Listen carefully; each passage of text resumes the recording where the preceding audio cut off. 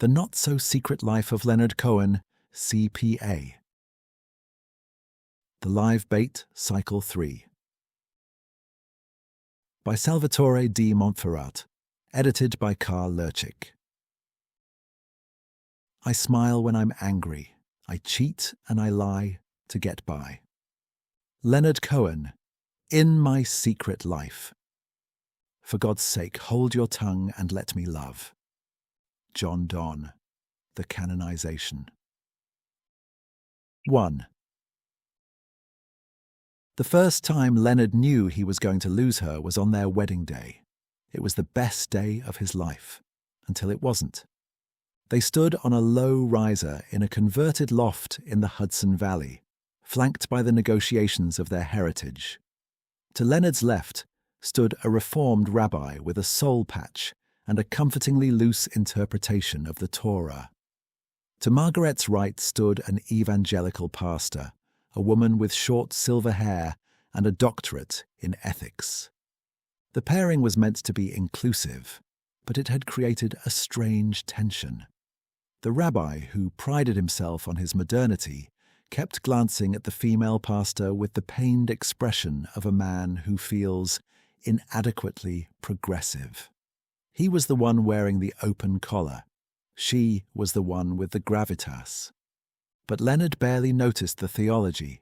He was focused on his pocket, where 3 index cards sat heavy against his thigh. He had insisted on writing his own vows.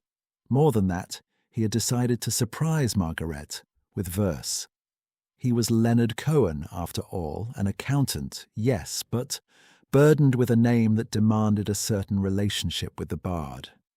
He had spent 2 weeks working on them, sitting at the kitchen table long after Margarete had gone to bed, counting syllables on his fingers. He had decided to mimic the rhythm and rhyme scheme of his namesake's most famous anthem. It was a risk, he knew, but he felt he had pulled it off. He was particularly proud of the 3rd and 4th stanzas. When the moment came, Leonard unfolded his cards. His hands shook, just a little.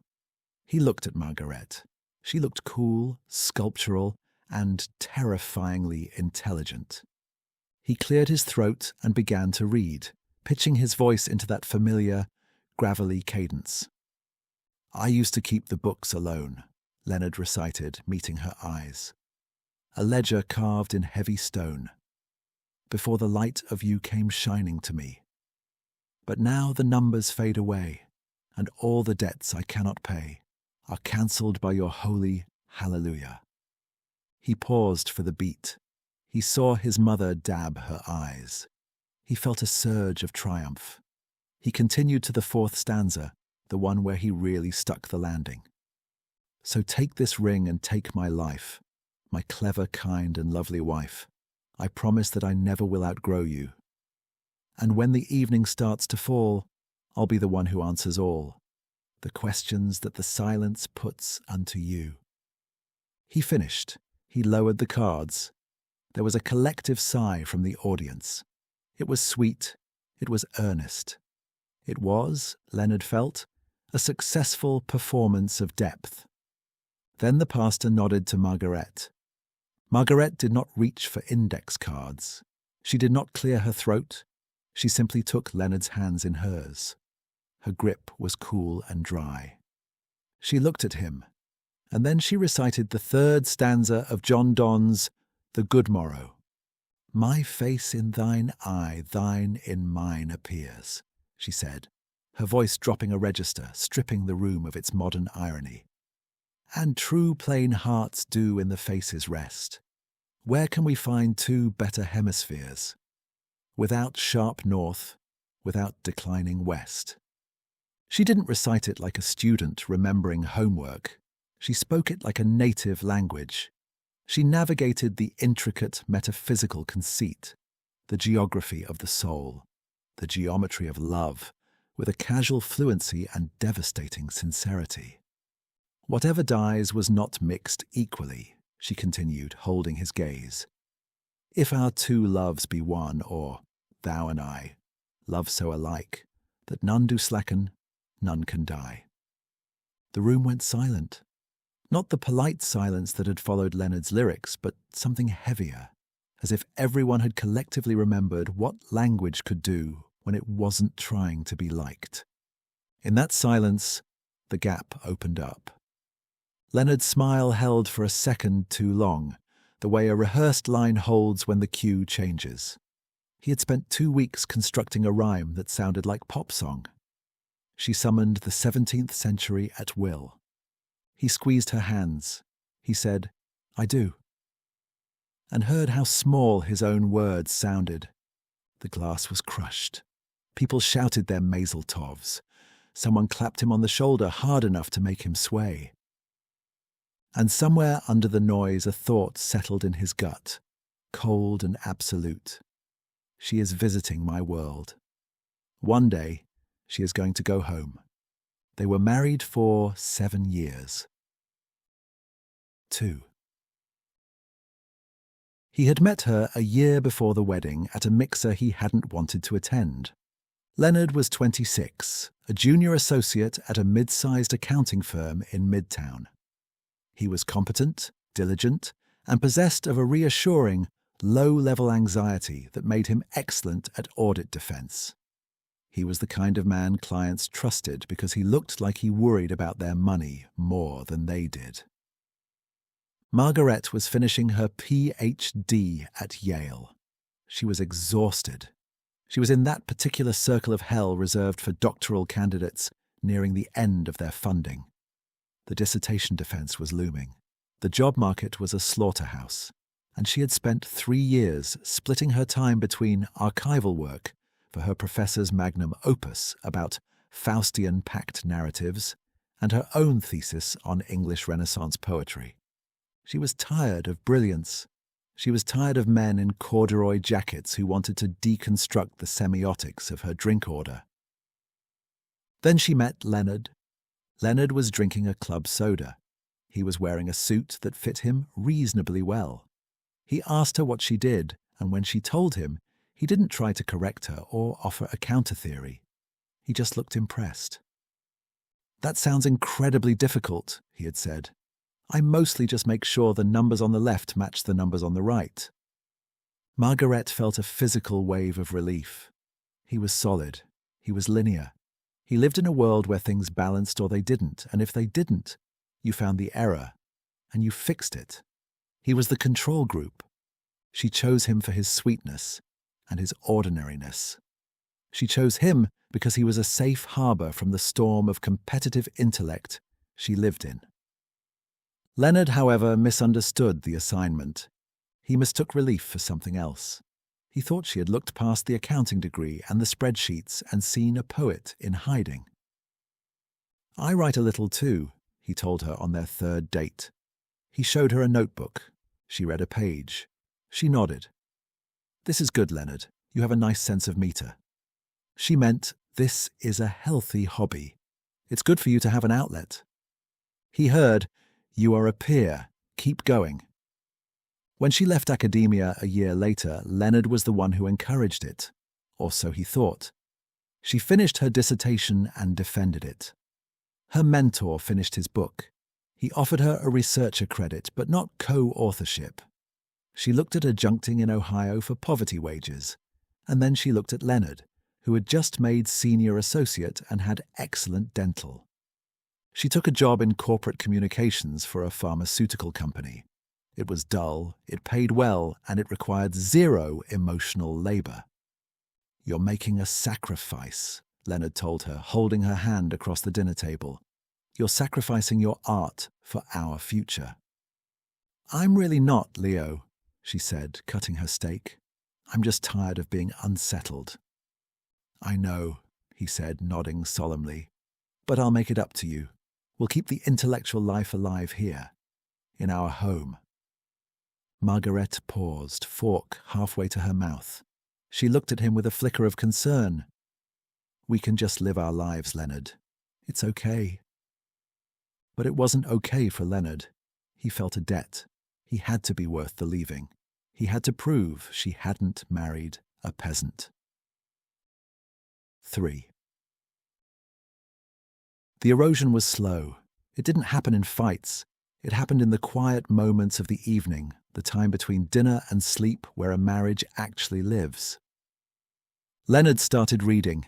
He read the books he saw on her shelves, heavy, dense volumes of German philosophy, literary criticism, histories of the occult. He struggled through them on his commute, highlighting passages he didn't quite understand but felt were significant. He came home eager to discuss them. "I was reading that section on Mephistopheles, from Weiss's book," he'd say, pouring them wine. "It's interesting how he represents the negation of the deed, right? Like action versus inaction." Margarete would look up from her iPad. She was usually scrolling through Zillow or reading recipe blogs, letting her brain decompress. She'd say. "That's one interpretation." "What's yours?" he'd press. "I don't know, Leo. I haven't looked at that book in 5 years. I think I was mostly quoting Thomas Mann and Adorno." "Well, Adorno says..." "Leo," she'd say, gentle but firm, "can we just watch Breaking Bad? I've had a long day." He would retreat, feeling stung. He was trying to engage her. He was trying to be the partner she deserved. Somewhere, he wasn't sure where and how, they decided to become parents. This is how Simon came about. Parenthood was difficult, but in a normal middle-class way. Margarete read to their son. Not children's books, well, those too, but poetry. Donne, Keats, Shakespeare, of course. Leonard would hear her voice from the nursery, reciting verses about souls and compasses and hemispheres. He never understood why she read a baby poetry about metaphysics. But Simon seemed to like the sound of her voice. The fault line didn't announce itself. It arrived the way it usually does, on an ordinary Tuesday in November, 5 years in. Leonard had written a song. He had taught himself guitar in the evenings. He had calluses on his fingers. He had written a song called The Ledger of Mercy. It was a folk song, earnest and acoustic, about balancing the books of the heart. He recorded it in a studio in Queens, paid for a professional mix, and submitted it to a local college radio station. Miraculously, they played it. They played it on a Sunday night folk hour. Leonard called Margarete into the living room. "Listen," he said. They stood by the stereo. The DJ announced his name. "Here's a local track from Leonard Cohen, no, not that one, called The Ledger of Mercy." The song played. Leonard's voice was decent, a pleasant baritone. The guitar picking was competent. The lyrics were sincere. When it finished, Leonard looked at Margarete. He was shining. This was it. This was the proof. He wasn't just a CPA. He was an artist. He was worthy of the woman who could quote John Donne from memory. Margarete walked over to him. She put her hands on his shoulders. She kissed his cheek. "That's sweet, Leonard," she said. The word hung in the air like a guillotine blade, released, not yet falling. Sweet, not powerful, not moving, not brilliant. Sweet. It was the word you used for a child's drawing. It was the word you used for a dog that learned a trick. It was a pat on the head. "You really liked it?" he asked, his voice tight. "I did," she said, turning back to the kitchen. "It's a nice song. Good sense of meter. You always had that." She didn't see a transformation. She saw a hobby. Leonard went into the bathroom and stared at himself in the mirror. He saw the receding hairline, the soft chin, the eyes of a man who knew tax code section 401k by heart. "Sweet," the mirror said. "You're sweet." He hated her for it, and because he was a good man, he hated himself for hating her. 4. The song faded. The radio station didn't play it again. Leonard stopped playing the guitar. He pivoted. If art wasn't his path to depth, maybe spirit was. He discovered Buddhism. It started with Zen Mind, Beginner's Mind, a paperback with a 5-star rating on Amazon. It resonated with him. The idea of no self. The idea that his suffering came from attachment to being special, attachment to being worthy. He began to use egolessness the way he used everything else, as a credential. He bought a meditation cushion and a mat. He set up a corner in the guest bedroom. He sat for 30 minutes every morning before work. He became insufferable. "I'm really trying to observe my reactive patterns," he would say when Margarete asked him to take out the trash. "That's great, Leo," she'd say. "The truck comes tomorrow morning." He went to weekend retreats. He came back smelling of incense and silence, looking at Margarete with a gaze of practiced compassion that drove her absolutely insane. She didn't want compassion. She wanted a husband who was present. The distance grew. It wasn't a shouting distance. It was the distance of two people living in parallel universes. Margarete lived in the physical world. Mortgage payments, Simon's soccer schedule, the texture of daily life. Leonard lived in a construct, a theatre where he performed the role of a man of depth. He couldn't stop performing. If he stopped, he would be Leonard Cohen, CPA, and he was terrified that Leonard Cohen, CPA, was not enough to keep her. It ended over breakfast. "I think I need to go to the intensive," Leonard said. "The 3-month retreat at the monastery upstate. I feel like I'm on the verge of a breakthrough." Margarete buttered her toast. She didn't look up. "Okay," she said. Leonard blinked. "Okay? You're okay with me leaving for 3 months?" "If you think that's what you need, Leo." She sounded tired, not angry, just deeply, structurally tired. Exactly as she had sounded in the last year of her PhD. "I do," he said. I think I need to find out who I am without all this." He gestured vaguely at the apartment, at his suit, at her. "I think that's a good idea," she said. She and Simon moved out 2 weeks before he left for the monastery. It was amicable. It was logical. "We're just on different paths," Leonard said, trying to frame it in the language of his practice. "Impermanence is the nature of all things." "Take care of yourself, Leonard," she said. She took the books and left everything else. 5. The monastery was cold, the food was bland, the silence was absolute. Leonard sat, he walked, he chopped vegetables, he tried to let go of his thoughts. He thought about Margarete constantly. Occasionally about Simon, but he couldn't really separate the two in his mind. 3 months did not bring enlightenment. He stayed for another 3, then another. He narrated his own progress in his head. "Look at me," he thought, "letting go of my wife, of my son. Look at how much I am suffering and how calmly I am bearing it. Surely this means something." He stayed for 9 months. He was planning to stay for another 3. He was sure he was on the verge of something. Then the abbot called him into the office. "You have a phone call," the abbot said. "It is an emergency." Leonard felt a thrill of fear. Margarete? Had she realized her mistake? Was she sick? He took the phone. It wasn't Margarete. It was the IRS.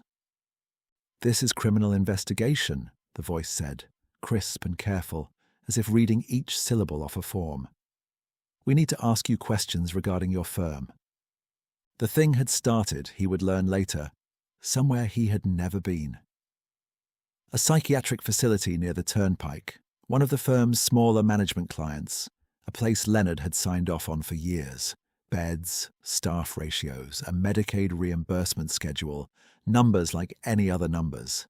Something terrible had happened there. People had died. The state went in, and once the state was in, it opened the books, and the books led to Gary. Because while Leonard had been sitting on a cushion trying to dissolve his ego, his business partner Gary had been dissolving their assets. He had drained the client escrows. He had liquidated operating capital. He had taken out lines of credit in the firm's name and the clients' names, and he had run the facility's books the way he ran everything, which was beautifully, right up until a man with a forensic accountant's patience and a federal badge sat down with them after the deaths and began, line by line, to pull the thread. Gary was in Belize by the time Leonard understood any of it. The money was gone. Leonard left the monastery an hour later. He drove back to the city in a daze. He turned on his phone for the first time in 9 months. It convulsed in his hand, a seizure of notifications. Angry clients, the IRS, the State Board of Accountancy, the bank. He pulled into the parking lot of his office building in New Jersey. It was raining. He sat in his car. He had no wife. He had no money. He had no practice. He had no reputation. He thought about the silence of the monastery. He thought about the poetry he had written. He thought about the wedding vows. He realized with the clarity and finality of a diamond bullet that the universe did not care about his journey. The universe was a forensic accountant, and the audit was complete. "Attachment is suffering," he whispered to the dashboard. They were right about that. Then he started to laugh. It wasn't a happy laugh. It was a dry, hacking sound. What the fuck am I going to do? The investigation into the facility took years and touched Leonard only at its edges, in depositions about retainers and escrows, and in a settlement he signed without reading closely. What had happened was not complicated. In the end, though, it took the state a long time to say it plainly. A patient, a former physician, it turned out, committed for addiction and, for a depression the file called profound, had over some long period accumulated medication, defeated the dispensary, and in the small hours of a single night, introduced it into the facility's water supply, the tank from which the morning staff filled the patient's carafes. That day went on as days do, and the dose went to work slowly, patiently, while the building kept its ordinary hours. By the time the evening shift understood what it was looking at, the poisoner's own suite, nearest the source, or simply first served, was lost entirely. 3 residents, he among them, dead. Elsewhere it scattered. Patients who survived and patients who didn't. Several staff sickened on the floors the water had reached. One of them fatally. An orderly. A Russian émigré with an unpronounceable name. Leonard never learned most of what the investigation turned up, and would not have retained it if he had. But 2 details travelled, passed along by a lawyer who found them strange enough to repeat. The surviving patients were interviewed across every unit in the building, and nearly all of them, independently, described the same attending physician. A heavy, courteous man with soulful eyes who visited them on Thursdays. Dr. Trunk. They gave his manner, his rounds, the way he initialed their charts. They were consistent to a degree the investigators found notable. There was no Dr. Trunk, no license under that name in the state, no personnel file at the facility, no record that such a physician had ever been employed there or anywhere. The only member of staff who matched the description was the orderly with the unpronounceable name, Dead, along with the rest. The discrepancy was written up in an appendix. The witnesses were psychiatric patients. The man they remembered was deceased. No one had been harmed by his rounds, whoever he had been, and there was no one left to charge. The file moved on. The other detail that travelled was that another member of the staff, N.L. McGill, M.S.W., disappeared without a trace. Some speculated that she may have been involved with a patient, others that she was Gary's woman on the inside. Leonard, when the lawyer told him, said that was a strange thing, and that it took all kinds, and went back to the matter of the retainers, which concerned him more. 6. April 14th, many years later. The office is in a strip mall sandwiched between a nail salon named Day Spa and Nail and a vape shop. The sign on the door is vinyl lettering, peeling slightly at the L. Leonard Cohen, CPA. It is April 14th, the busiest day of the year. Leonard is sitting at his desk. He is 62 years old. He is 30 pounds heavier.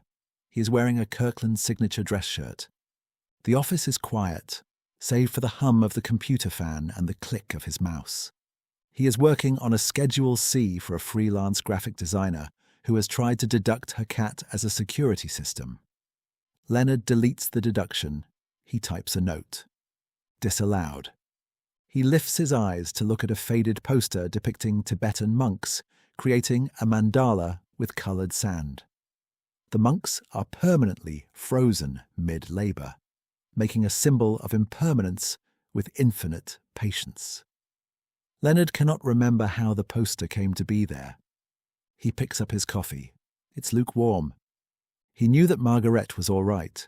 She emailed from time to time, not often, but when she did, it was always warm and usually about their son. Their son Simon was teaching philosophy at BU. He had a book coming out, something about epistemology, or was it eschatology in the Western literary canon. Margarete had edited it. Her name would be on it as editor. Simon had put a line from John Donne in the acknowledgements to her. Their thing, the poetry, the old language. Leonard didn't know which poem. He'd never been able to keep them straight. Leonard sent a card. Congratulations on the book. Proud of you both. He was proud. He was. His son and his ex-wife spoke a language Leonard had tried to learn and couldn't. That was fine. That was how it was supposed to work. Leonard looks at the screen. The numbers on the left match the numbers on the right. The return is balanced. It is a small thing, a mundane thing, but it is true. Leonard tried to be a poet, a lover, a mystic. He tried to be the man in the song. He tried to be the man who deserved the woman who quoted John Donne. He failed at all of them. He clicks File Return. The progress bar fills. Accepted. Leonard leans back in his cheap, ergonomic chair. He looks out the window at the parking lot. A delivery truck is backing up, beeping steadily. He is just a man in a strip mall doing taxes for people who are bad with money. He takes a breath. It is a deep breath. It catches on nothing. He is Leonard Cohen, CPA. That is what he is. That is what he has always been. Next, he calls out to the empty waiting room, just to hear his own voice. He opens the next file. He begins to work. Epilogue. About a month after Simon's book came out, Leonard received two pieces of news. The first was an email from Margarete, the subject line that just said, Simon, and a single line beneath it. He got tenure. Give him a call. Leonard read it 3 times. He thought about calling her and didn't. He typed, That's wonderful. He earned it. Thank you for telling me, and then sat for a while before he sent it, because the thing he wanted to add had no place to go. He deleted the draft of that and sent the clean version. The book itself had arrived the week before. He had read the parts he could. The argument got away from him somewhere in the 3rd chapter, the way the books on Margarete's shelves always had. But he read the front matter twice because the front matter he understood. Her name was on it, edited by Margarete Brandt. His name was there too, but in the thanks also to section. And below the dedication, the acknowledgements. Simon thanked a foundation. He thanked a seminar. Then the John Donne for his mother, separate from the thank you to her as his editor. And then the line he read twice.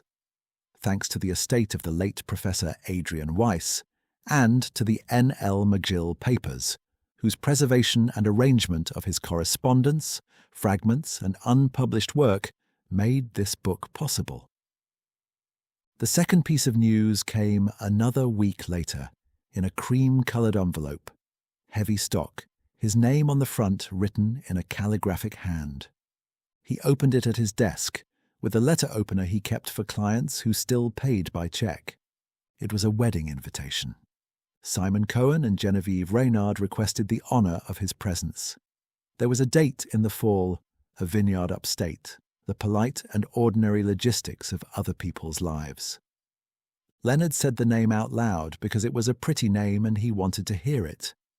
Genevieve.